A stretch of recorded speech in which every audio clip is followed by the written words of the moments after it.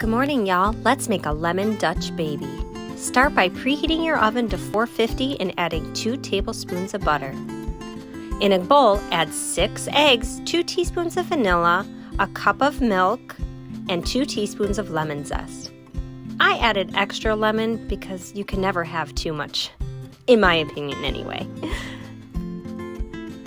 Whisk your ingredients together until well combined. Add a half a cup of your favorite sweetener. I like Swerve. Add a 1/4 teaspoon of sea salt and 1 cup of fine almond flour. Once again, whisk all your ingredients together real well.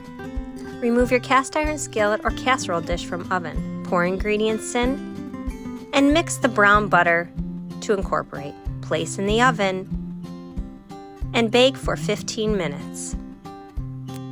Let's make a lemon glaze. Use 2 tablespoons of milk, 2 tablespoons of lemon juice. You can always use the jarred lemon. I just prefer fresh. And a 1/4 cup of Swerve or confections. I just eyeball it, and I did add a little more lemon as I tasted it. And I realized I had a lemon press.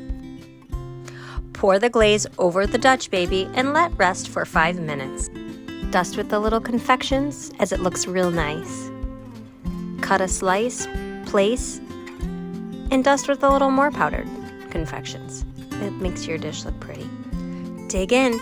This lemon Dutch baby is sweet, silky, creamy, with a slight egg texture. Oh, and that lemon. Top it off with coffee and enjoy.